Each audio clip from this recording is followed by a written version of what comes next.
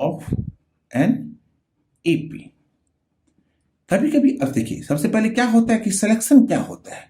तो कभी कभी क्वेश्चन में दिया जाता है कि क्वेश्चन में यह कहा दिया जाता है कि the sum of first three terms of an AP, the sum of first three terms, two terms A plus two D, A plus D हो जाएगा। सम ऑफ थ्री टर्म्स, अब मानिए सपोज दैट कहते हैं कि सम ऑफ थ्री टर्म्स, तो sum of three terms में क्या आएगा, अगर कहते हैं कि थ्री टर्म्स, थ्री टर्म्स, तो थ्री टर्म्स अगर कहेगा कि थ्री टर्म्स का सम दिया हुआ, तो थ्री टर्म्स कौन कौन सा टर्म्स होगा, तो वो थ्री टर्म्स होगा। बहुत इंपॉर्टेंट है, इस बात को ध्यान रखिए कि इस टाइप के क्वेश्चन जो होते हैं, स्टैंडर्ड हो या बेसिक हो, बच्चे को एक या एक क्वेश्चन पक्का आता ही है, 100% श्योर है कि वो पेपर में आएगा ही। स्टैंडर्ड हो या बेसिक हो, प्रयास रहे कि स्टैंडर्ड क्या होता है, स्टैंडर्ड में यह होता है कि बच्चे थोड़ा सा एनसीईआरटी के क्वेश्चन से एक दो स्टेप आगे बढ़ करके क्वेश्चन को सोल्व करना पड़ता है। इट मीन्स थोड़ा सा हार्डर क्वेश्चन होता है, ना कि बहुत हार्डर होता है। बहुत सारे बच्चे इतने डर जाते हैं कि स्टैंडर्ड मुझे लेना ही नहीं है। स्टैंडर्ड का मतलब क्या होता है, कोई पहाड़ थोड़ी है। मतलब होता है कि थोड़ा सा एक स्टैंडर्ड टाइप का जो क्वेश्चन होता है एनसीईआरटी के बेसिक पैटर्न से थोड़ा सा ऊपर हटके। लेकिन बेसिक का मतलब होता है जो एनसीईआरटी में आप बनाते हो, एनसीईआरटी का ही तो पैटर्न होता है स्टैंडर्ड में, लेकिन थोड़ा सा उसमें स्टैंडर्ड क्वेश्चन होता है जिसके बिहार पर में उसको आइडेंटिफाई कर दिया जाता है कि यह स्टैंडर्ड हो गया और यह बेसिक हो गया। तो थ्री टर्म्स अगर आएगा तो थ्री टर्म्स के लिए क्या लिखा जाएगा, ए माइनस डी, ए माइनस डी, ये एक टर्म हो गया।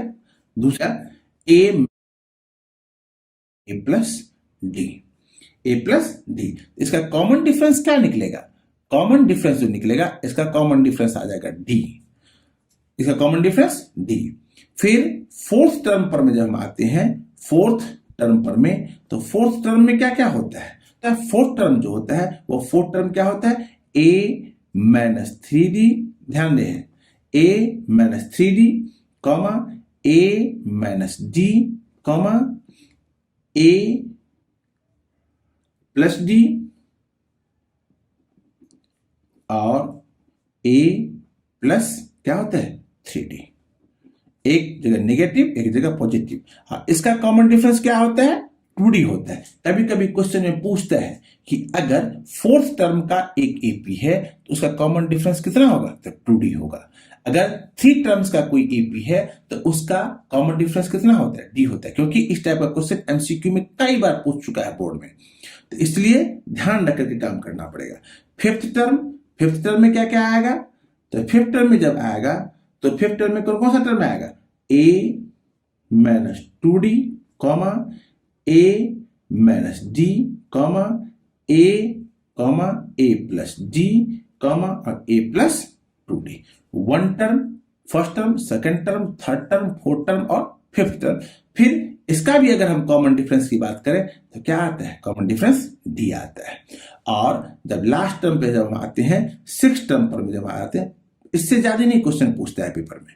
सिक्स टर्म पे जब हम आते हैं तो सिक्स टर्म में क्या होता है कि ए minus five D comma A minus three D comma A minus D comma A plus D, A plus three D, A plus three D comma और A plus five D.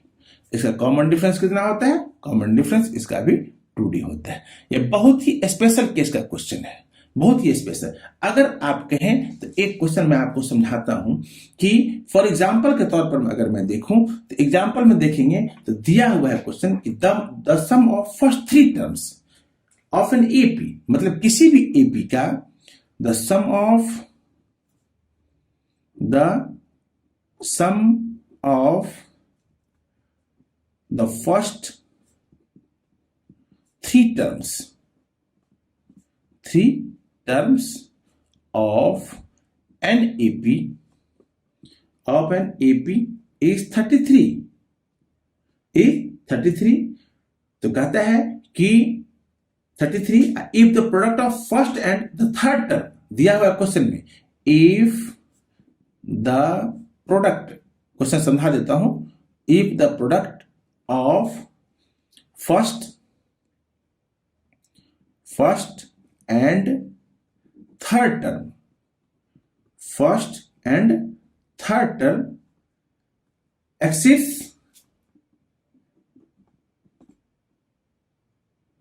exceeds the second term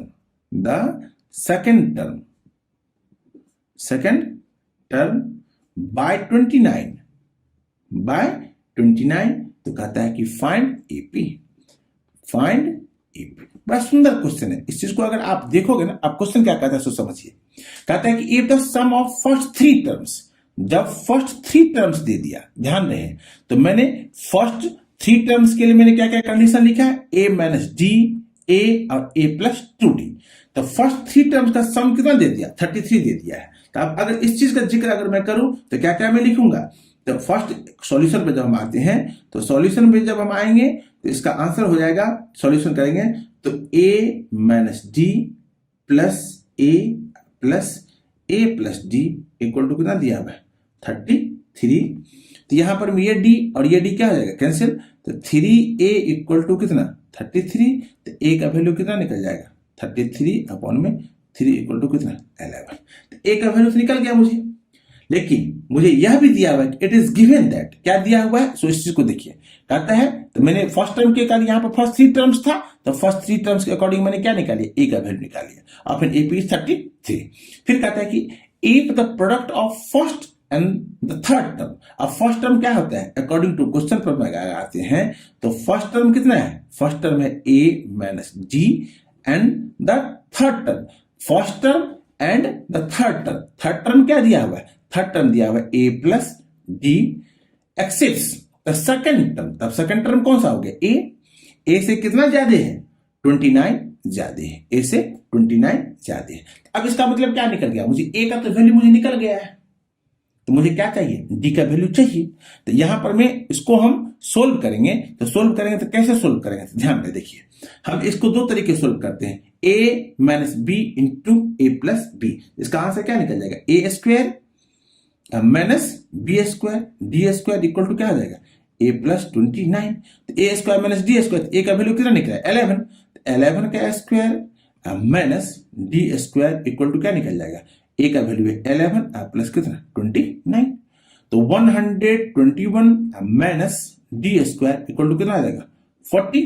क्या करेंगे, 40 को इधर लेके आ जाएंगे, तो 121 minus 40, 121 minus 40 equal to क्या निकल जाएगा, डी स्क्वायर।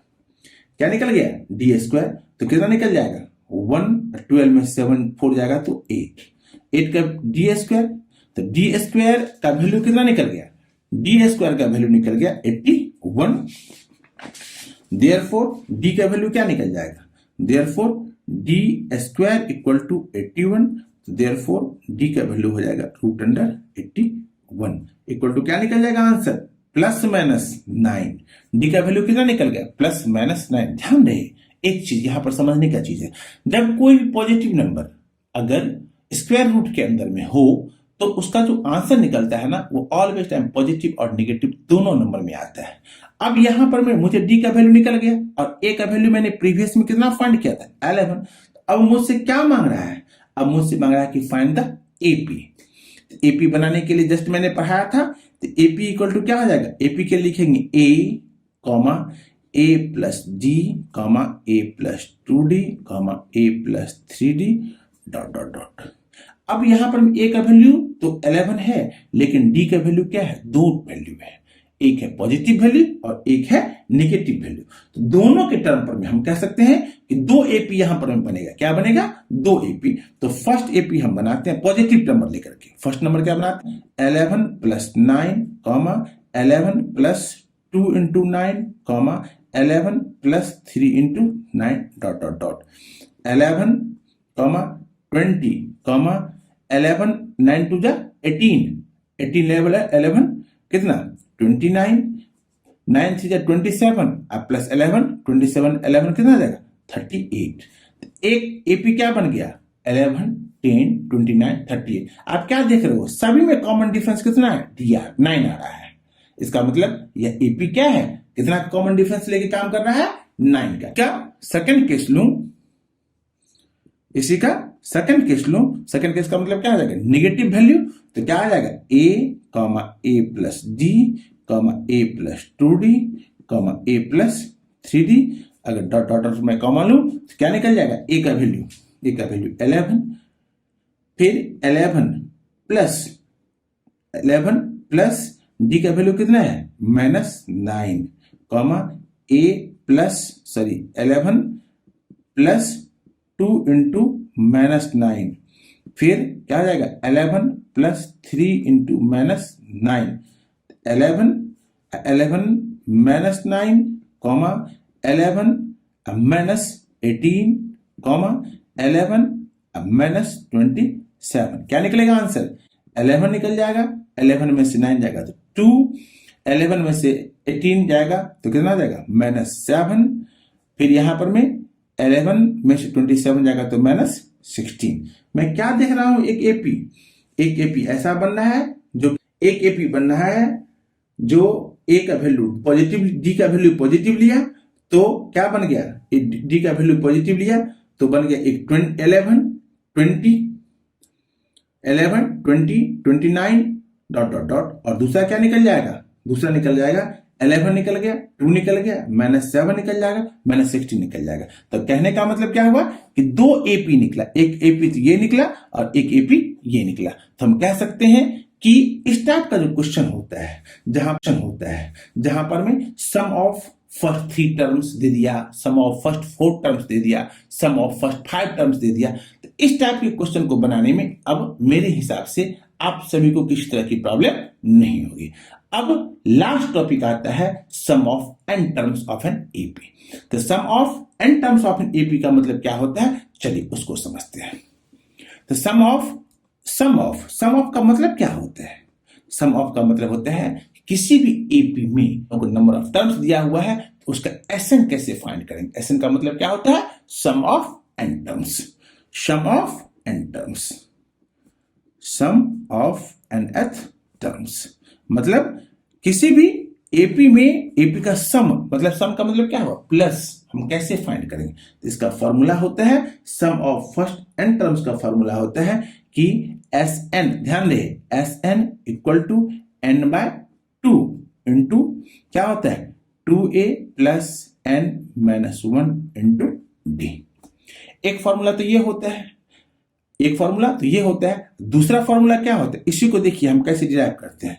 ये तो फर्स्ट फॉर्मूला हो गया, ये तो परमानेंट होता ही है, और इसके साथ साथ डेरिवेशन में क्या होता है, कभी कभी क्वेश्चन में ना कुछ अलग अलग क्वेश्चन में टर्म्स दिए होते हैं, उस टर्म के अकॉर्डिंग कैसे हम फाइंड करते हैं। तो उस टर्म के अकॉर्डिंग जब हम फाइंड करते हैं तो होता है S N equal to N by 2, अब 2a है तो 2a को क्या लिख सकते हैं, a plus n minus 1 into D. अब a plus n minus 1 into D, इसका क्या होता है फॉर्मूला, अभी जस्ट आपने पीछे पढ़ा है an, तो हम कह सकते हैं कि S N equal to N by 2 into a plus a n, हम ये कह सकते हैं।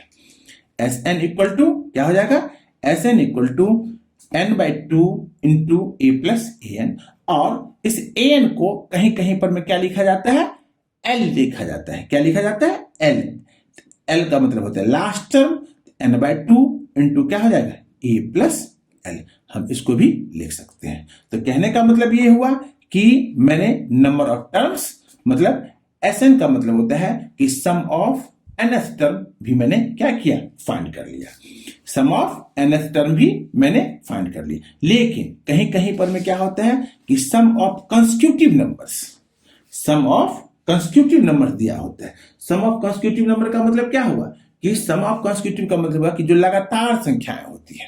सम ऑफ कंसेक्यूटिव का मतलब क्या होता है, जो लगातार संख्याएं होती है उसका वैल्यू हम कैसे फाइंड करते हैं। चलिए उसको एक टर्म बचा हुआ है उसको भी हम देख लें। सम ऑफ कंसेक्यूटिव या sum of continuous, sum of continuous series, sum of continuous series का वैल्यू हम कैसे फाइंड करेंगे। माने सपोज दैट क्वेश्चन में दे दिया for example 1 2 3 4 5 6 dot dot dot कहां तक 70 तक। हम an के फॉर्मूले से भी फाइंड कर सकते हैं, हम an के भी फॉर्मूले से फाइंड कर सकते हैं, sn के फॉर्मूले से भी फाइंड कर सकते हैं, लेकिन मुझे उतना करने की जरूरत नहीं है। इसका फॉर्मूला क्या होता है, n into n plus 1 upon में 2।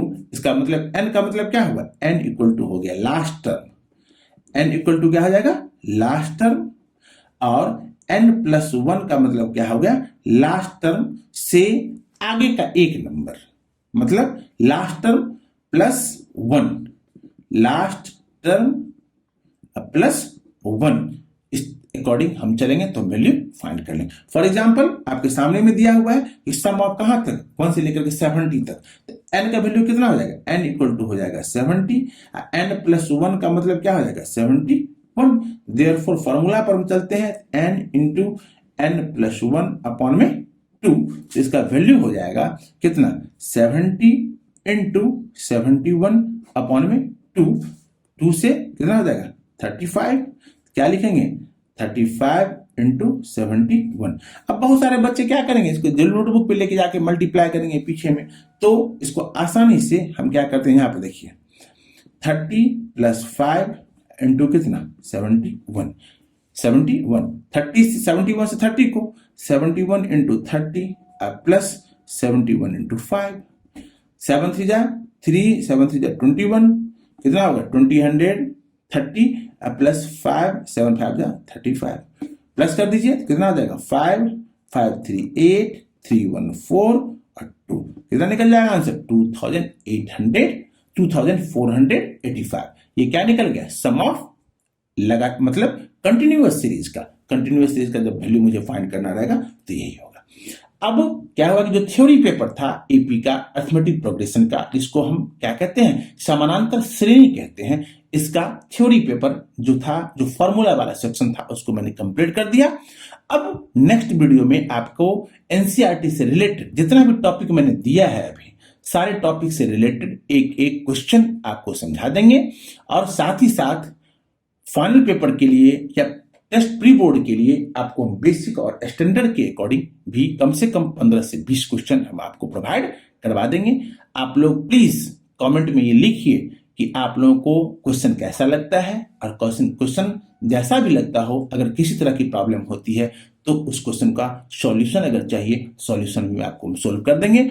और आने वाले समय में हम क्या करेंगे, एनसीईआरटी का जितना भी एक्सरसाइज है, उस एक्सरसाइज का भी हम कंटेंट्स आप लोगों को प्रोवाइड करवा देंगे। चलिए, जय हिंद।